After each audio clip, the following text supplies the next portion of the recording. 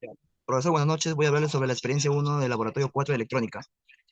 En la parte 1, cuando se evalúa la resistencia de los inyectores, el multímetro muestra un valor de 1.3 ohmios.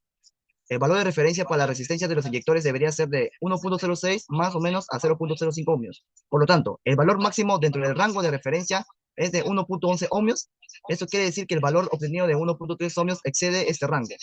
En este caso, si restamos la resistencia de los cables del multímetro, que es de 0.2 ohmios, obtenemos un valor de 1 ohmios. Este valor está por debajo del máximo permitido según los valores de referencia. Se observan las imágenes y en la tabla. Y obviamente que la tabla se indica que es un solenoide de inyección con el número de parte de 1287991 y indica una resistencia de 1.06, más o menos 0.05 ohmios. Gracias. Para verificar el comportamiento en un osciloscopio. Ya bueno, para comprobar cómo se comporta una bobina al cortar la corriente, utilizamos un relé y observamos los resultados en el osciloscopio. Con el interruptor abierto, la corriente fluye de manera continua, lo que refleja en una línea constante en el osciloscopio.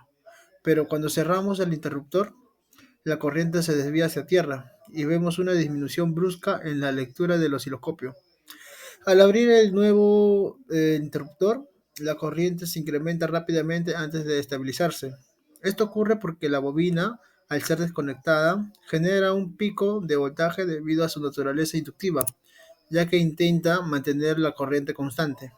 Este fenómeno provoca un aumento momentáneo en la corriente, que se observa en el... Por el tercer experimento. Primero seleccionamos la opción cuadrada y evaluamos con el osciloscopio y el multímetro la frecuencia en hercios y el porcentaje de ancho de pulso para las posiciones de potenciómetro, y además con el osciloscopio evaluamos el voltaje máximo y el voltaje mínimo. Observando el osciloscopio vemos que una raya sin que detecte nada, este sería un 0%. A continuación el 53.8%, 62.5% y 67.1%. La pregunta: ¿cuál es la similitud y diferencia entre la onda cuadrada y una onda PWM? Una onda cuadrada y una señal PWM modulación por ancho de pulso tiene una similitud clave.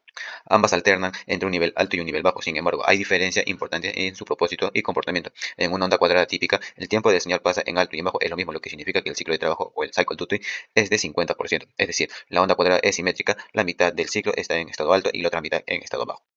Por otro lado, la señal PWM en una forma específica de onda cuadrada en la que el duty cycle no es necesariamente un 50%. En ese estado podemos variar el tiempo de la señal pasa en el estado alto sin cambiar la frecuencia. Esto permite que el ciclo de trabajo en una señal PWM se ajuste según lo que necesitamos, de modo que la proporción de tiempo en alto y en bajo cambie mientras la frecuencia permanece constante. Así que, aunque ambos son señales similares en forma, la diferencia principal está en la que la señal PWM controlamos el tiempo en alto para diferentes aplicaciones, lo que no ocurre en la cuadrada estándar, que es 50%.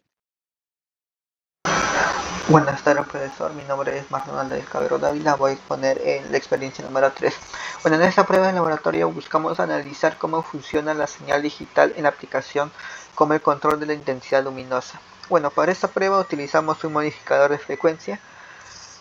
De frecuencia de señal no tiene un impacto visible en la intensidad luminosa porque el ojo humano no es capaz de percibir cambios rápidos en la frecuencia. Si la frecuencia es suficientemente alta, lo que percibimos es una luz constante. Sin notar ningún parpadeo, aunque técnicamente la luz es encendida y apagarse a la gravedad de la luz. Este fenómeno es lo que nos permite tener una iluminación constante incluso cuando la señal esté parpadeando de manera rápida. Bueno, con la frecuencia hacemos que baje y sube la intensidad luminosa. Gracias, eso sería todo. En el último experimento evaluamos la señal de inyector utilizando un osciloscopio en diferentes posiciones de velocidad y bajo distintas demandas de carga: velocidad, carga, carga, velocidad y 2 de carga.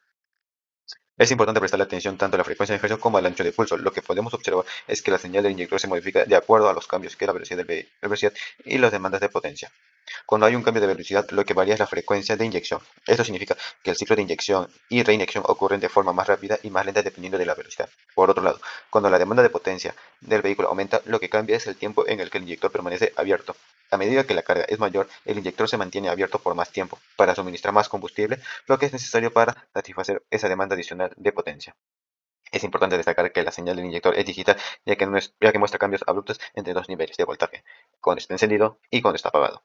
Además, estas transiciones rápidas entre los dos estados son características de una señal de control en un sistema de inyección. Así, el funcionamiento del inyector se adapta tanto a la velocidad del motor como a la necesidad de la potencia del vehículo.